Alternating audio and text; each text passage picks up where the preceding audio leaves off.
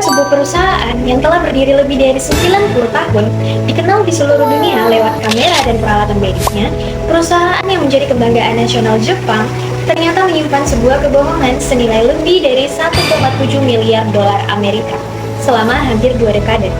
Dan yang akhirnya membongkar semuanya adalah CEO-nya sendiri, yang baru saja menjabat 2 minggu. Ini bukan fiksi, ini adalah kisah nyata Olympus Corporation, salah satu skandal akuntansi terbesar dalam sejarah korporasi Jepang. Halo, saya Sagita dengan NIM 250907060. Di video ini kita akan membedah kasus Olympus dari sudut pandang good corporate governance, mulai dari latar belakang, kronologi, hingga dampaknya yang berlapis-lapis. Olympus Corporation adalah perusahaan multinasional asal Jepang yang berdiri sejak tahun 1919, bermarkasnya di Tokyo. Dikenal luas di dua bidang besar, peralatan optik seperti kamera dan peralatan medis seperti endoskop, di mana Olympus menguasai lebih dari 70% pangsa pasar global. Dengan lebih dari 40.000 karyawan di seluruh dunia, reputasi Olympus selama hampir 1 abad adalah tak tercela. Selama hampir 20 tahun, manajemen puncak Olympus menyembunyikan kerugian investasi senilai 1,7 dolar Amerika, setara lebih dari 25 triliun rupiah, dari laporan keuangan resmi mereka, bukan jutaan, miliaran, dan itu yang disembunyikan selama 2 dekade. Pusatnya di Tokyo, Jepang, namun dana gelapnya dialirkan melewati berbagai entitas di Kepulauan Cayman, Liechtenstein, dan Singapura. Skema yang benar-benar lintas batas negara. Akar masalahnya itu dimulai dari awal tahun 1990-an, terbongkar pada Oktober 2011. Artinya, skandal ini berlangsung 20 tahun sebelum akhirnya ketahuan. Karena pengawasan internal yang gagal total, Dewan Komisaris tidak independen, auditor internal justru terlibat, dan budaya korporat Jepang yang sangat hierarkis membuat siapapun enggan mempertanyakan keputusan atasan. Nah, jadi bagaimana ketahuannya? Ada satu orang, seorang eksekutif Inggris yang baru 2 minggu menjadi CEO, mempertanyakan laporan keuangan yang janggal, dan dari pertanyaan itu, semuanya meledak. Ada beberapa aktor kunci dalam skandal pertama ini. Yang pertama, Tsuyoshi Kikagawa, presiden dan chairman Olympus sejak tahun 2001. Ia adalah arsitek utama dari seluruh skema persembunyian kerugian. Yang kedua, Hisashi Mori, executive vice president, tangan kanannya si Kikukawa tadi. Ketiga, ada Hideo Yamada, auditor internal perusahaan yang seharusnya menjadi penjaga, namun justru menjadi bagian dari permainan. Selain itu, ada 3 broker perantara, Sagawa, Nakagawa, dan Yoko Ono. Ia bertugas mengelola transfer dana ke entitas-entitas cangkang di luar Jepang. Auditor eksternalnya, KPMG dan Ernst & Young, 2 firma akuntansi terbesar di dunia. Dan mereka melewatkan ini semua selama bertahun-tahun. Lalu, ada sosok yang justru menjadi pahlawan dalam cerita ini. Dialah Michael Woodford, eksekutif asal Inggris, orang pertama dalam sejarah Olympus yang menjabat sebagai CEO. Ia baru 2 minggu di kursi ketika mulai mencurigai ketidakwajaran dalam laporan keuangan. Ia mendesak klarifikasi dan tidak mendapatkan jawaban memuaskan. 2 minggu setelah dilantik, ia dipecat. Inilah pemicunya, whistleblowing oleh seorang CEO yang baru saja dilantik. Kita mundur ke akhir tahun 1980-an, Jepang sedang di puncak bubble ekonomi, di mana harga properti dan saham itu melonjak gila-gilaan. Di era ini, banyak perusahaan Jepang yang melakukan zaitech, di mana itu adalah investasi spekulatif di instrumen keuangan seperti derivatif dan obligasi, jadi bukan dari bisnis utamanya.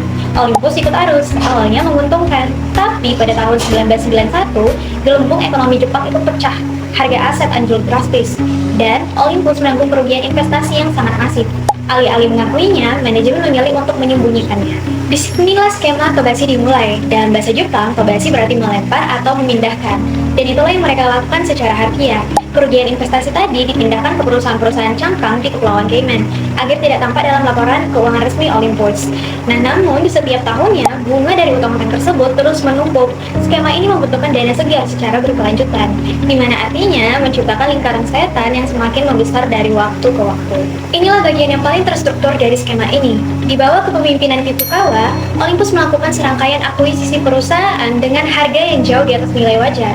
Contoh paling ekstrimnya adalah akuisisi Jairus Group, perusahaan alat medis asal Inggris, seharga 2 miliar dolar. Namun, advisory fee yang dibayarkan kepada penasihat akuisisi mencapai 680 juta dolar, sekitar 36% dari total nilai akuisisinya. Padahal normalnya, fee semacam ini hanya sekitar 1-2% saja. Selain itu, 3 perusahaan kecil Jepang yang tidak relevan sama sekali dengan bisnis inti Olympus, seperti Altis, Humalabo, dan Yusef, dibeli dengan total harga 965 juta dolar. Lalu dalam 2 tahun ditulis rugi hampir seluruhnya.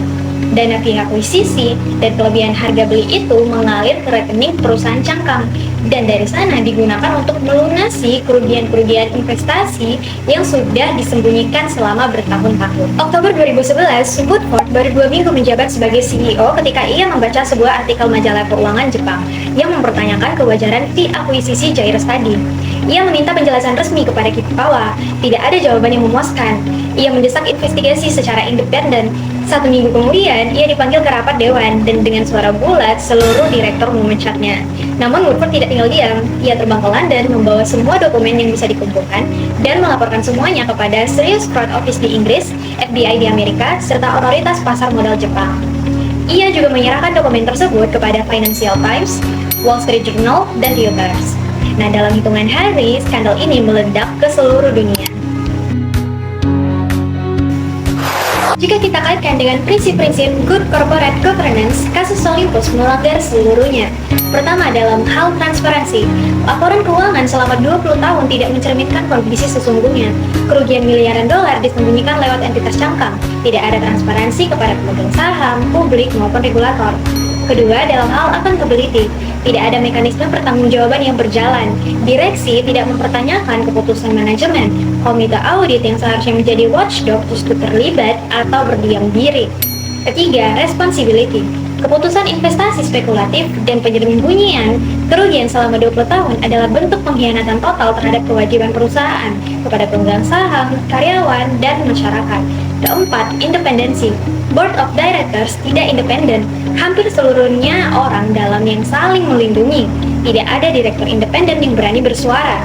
Terakhir, fairness. Investor retail dan pemegang saham kecil mengambil keputusan investasi berdasarkan laporan keuangan yang palsu, di mana dirugikan secara sistemik.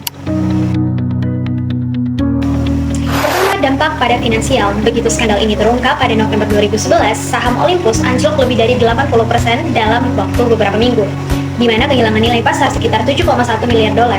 Tokyo Stock Exchange mengancam akan mendelisting Olympus dari bursa saham, sebuah ancaman yang nyata dan memperburuk krisis kepercayaan. Pada tahun 2019, 3 eksekutif utama dijatuhi denda 594 juta dolar dalam putusan gugatan pemegang saham terbesar dalam sejarah Jepang. Kedua, dampak pada karyawan. Olympus mengumumkan pemutusan hubungan kerja terhadap 2.700 karyawan, sekitar 7% dari total tenaga kerjanya, dan menutup 40% pabrik mereka di seluruh dunia. Karyawan-karyawan ini datang bekerja dengan penuh loyalitas setiap harinya. Mereka tidak tahu bahwa pemimpin mereka melakukan fraud, namun merekalah yang menanggung akibatnya. Ketiga, dampak pada kepercayaan investor. Kasus ini tentunya mengguncang kepercayaan investor, internasional maupun nasional terhadap pasar saham Jepang secara keseluruhan. Pertanyaan yang muncul pada kalangan investor global, jika Olympus seperti ini, perusahaan Jepang mana lagi yang menyimpan rahasia serupa? Keempat, dampak terhadap reformasi GCG di Jepang. Nah, skandal ini menjadi salah satu pemicu terhadap perubahan reformasi tata kelola korporat di Jepang. Pada tahun 2015, Jepang mengeluarkan Corporate Governance Code yang mewajibkan perusahaan publik menempatkan minimal 2 direktur independen di Dewan Komisaris, sebuah perubahan besar bagi Jepang yang selama ini Dewan Komisarisnya didominasi orang dalam. Olympus ini, saya melihat bahwa kegagalan tata kelola yang paling berbahaya bukan selalu yang paling kompleks, melainkan berlangsung dalam diam, dalam struktur kepercayaan yang disalahgunakan. Fraud itu tidak pernah hilang sendiri, ia hanya menunda kerusakan yang jauh lebih besar.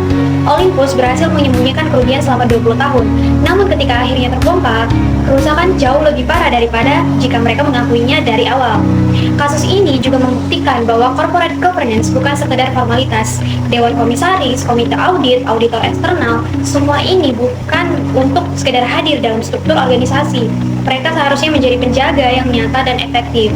Di Olympus, semua lapisan pengawasan ini gagal. Dan sebagai calon pelaku bisnis, kasus ini mengingatkan saya bahwa transparansi dan akuntabilitas bukan hanya sekedar kewajiban, melainkan fondasi kepercayaan yang menopang keberlanjutan sebuah organisasi. Terima kasih sudah menyimak, semoga video ini dapat bermanfaat.